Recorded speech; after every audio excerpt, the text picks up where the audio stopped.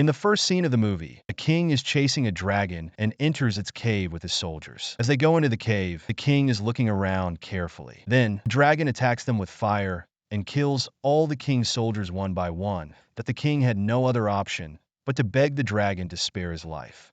The scene ends here, and then we see a different kingdom many years later. This new kingdom is very poor, and the people are starving. Elodie, the main character of this movie, is the princess of this kingdom. A prince from a powerful kingdom has proposed to marry her, which made her father very happy. That Elodie's father believes that if she marries the prince, it will improve the situation in their kingdom.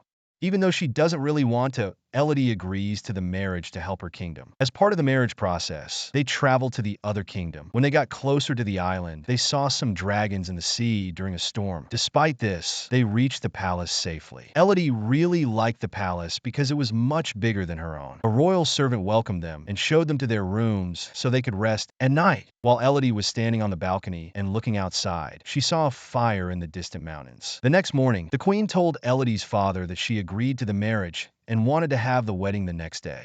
She also mentioned that she wanted to discuss something with him. After that, the prince and Elodie go to talk. Elodie asks the prince if he's being forced into this marriage. The prince replies, "No, not at all. I think you're very beautiful." While they talk, they walk up a hill, and Elodie tells the prince that she saw a fire in the mountains on the other side yesterday. The prince says, "Yes, those mountains are very important. There's a cave inside where we perform some old rituals. After our marriage, we will go there on our wedding day." In the next scene, we see that Elodie's dad is very worried after his meeting with the queen. When Elodie's mom asks him why he's worried, he doesn't say anything. So she decides to talk to the queen herself. However, the queen is very proud and refuses to talk to Elodie's mom, saying that she comes from a small kingdom. That Elodie's mom goes to her two daughters and says she thinks something bad is going to happen. While they are talking, Elodie's dad arrives and takes her mom away, showing that he also wants to keep something hidden. The next scene shows Elodie's wedding with the prince. Elodie and the prince head towards the mountains where she saw the fire a few days ago. The prince had mentioned that there would be some rituals there. They arrive at a cave inside the mountain, where the people of the kingdom are already waiting for them. The queen tells Elodie that a dragon lives in this cave. This dragon caused a lot of destruction in their kingdom 100 years ago.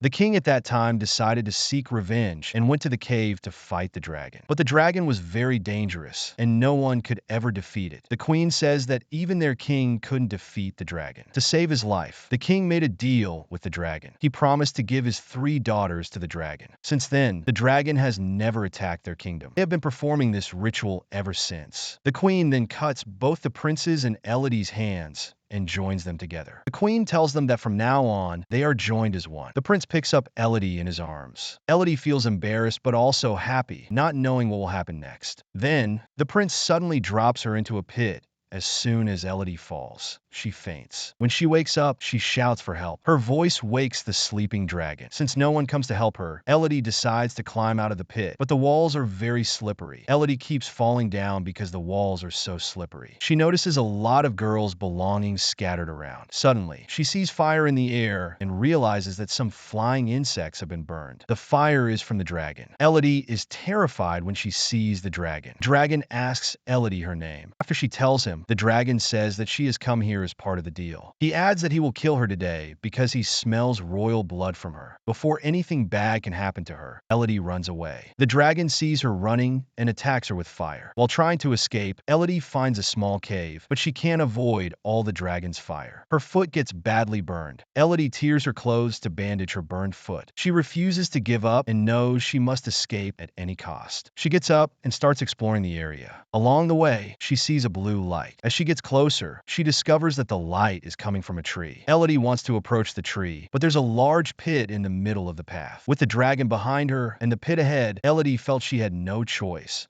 but to jump. One wrong step nearly caused her to fall into the pit, but she used the knife in her hand to save herself and made it to the other side. The blue light she saw was actually from small, glowing insects on the tree. Elodie tears her dress again to make a small pot. She puts a lot of the glowing insects inside it so they can light her path as she moves forward. A bit further, she finds a small waterfall. Elodie tries to drink the water, but then the dragon arrives and attacks her with fire. To escape, Elodie runs away once more. Elodie hides in a small small cave again, and the dragon taunts her, saying, "How long will you keep escaping from me? Someday you'll have to come to me." In the cave, Elodie sees names of many girls written on the walls, realizing that many girls must have been sacrificed there. She feels very tired from everything that has happened. Elodie falls asleep, and when she wakes up, she finds that the insects she collected are sitting on her wound. She gets nervous, but notices that the wound has healed completely thanks to the insects. She realizes how useful they are. With the insects' help, she continues forward and finds a map on a small stone showing how to escape. As she follows the map, she sees that the path is covered with sharp stones. Elodie would have been seriously hurt by the sharp stones, but she refused to give up. She climbs up with great difficulty, ignoring the pain. Finally, she finds a way to escape, but the place is still very dangerous. There's no way to get down from the top of the mountain. Now she is crying, wanting to shout for help, but no one can hear her from so high up. Elodie hears the sound of horses running, and suddenly, a dragon appears in front of her. Before the dragon can attack again, Elodie runs back into the cave. The dragon tells her that no matter how much she tries to escape, no one has ever managed to leave this place,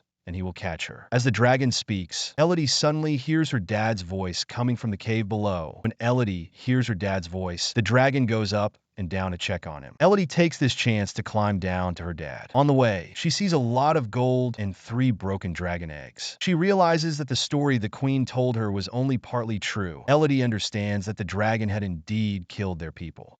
When the king came to this cave many years ago, he saw that there were 3 dragon eggs. From these eggs, 3 dragons were hatching. The king killed the dragon's offspring, and now the dragon is still seeking revenge. The scene shifts to the past, where the king is begging the dragon for his life. The dragon tells the king that he wants to see him suffer and demands 3 children from each generation of his family. The dragon says that after receiving these sacrifices, he will let the king and his kingdom live in peace. The scene returns to the present, where Elodie's dad is calling out to his daughter. The dragon then appears in front of Elodie's dad. He tells the dragon that he has come to take his daughter back and is ready to fight if necessary. The dragon replies, "Then call your daughter here." Elodie's dad shouts, "Elodie, wherever you are, don't come here." As soon as Elodie's dad says this, the dragon gets angry and stabs him in the chest with one of her claws. Seeing her dad dying in front of her, Elodie screams, and her scream distracts the dragon. The dragon goes to the other side to search for Elodie. Seizing the chance, Elodie rushes to her dad. He tells her, "I am dying because of my sins, but you must stay alive. Go, your mother and sister are waiting for you on our ship." After saying this, he dies. Elodie then continues her escape. Elodie uses the chain they had come down on to climb up while the dragon sees her. She avoids the dragon's fire attacks repeatedly and manages to escape the cave. Now, she is riding her dad's horse and fleeing from the area. The dragon chases her, breathing fire. Elodie dismounts the horse and hides in the mountains, where the dragon can't see her. In its anger, the dragon burns her horse. Meanwhile, at the distant palace, the queen watches everything unfold. She is also angry and says that all this is happening because of Elodie, and she plans to fix it. On the ship, Elodie's sister sees the fire in the mountains. Suddenly, the queen arrives on the ship and kidnaps her. The queen's plan is to give Elodie's sister to the dragon instead of Elodie. The queen's plan is to save her kingdom by giving Elodie's sister to the dragon. Elodie's mother tries to save her daughter, but is stabbed by the queen. The next day, Elodie reaches the ship and finds her injured mother, who tells her, "I'm fine and will take care of myself." That Elodie's mother tells her to find her sister, who is being taken to be sacrificed to the dragon instead of her. Elodie then tells her mother that their dad has died. After that, she rushes to the cave, knowing the queen would have taken her sister there. At the cave, the queen cuts her own hand and Elodie's sister's hand, mixes their blood together, and throws it into the pit below. The dragon then catches Elodie's sister. By the time Elodie reaches the cave, no one is aware of her presence. Before confronting the dragon, she prepares herself. She gathers a lot of shining insects and takes her dad's sword along with some other weapons that might be useful in fighting the dragon. In the cave, the scene shows that the dragon has not yet killed Elodie's sister. The dragon is sitting with her dead offspring and tells Elodie's sister that her elders killed the dragon's children. The dragon declares that she will kill Elodie's sister and make her family suffer in the same way. She says she will enjoy killing killing Elodie even more than killing her sister, knowing that Elodie will come to save her. To distract the dragon, Elodie creates some noise inside the cave. Elodie makes the noise to let the dragon know she is coming. As the dragon goes to the other side of the cave to find her, Elodie rushes to her sister. Just as Elodie is about to save her sister and leave, the dragon returns. Elodie tells the dragon, "We were lied to. We were told you attacked their kingdom, but the truth is they killed your children." The dragon replies, "Regardless, if they are your elders,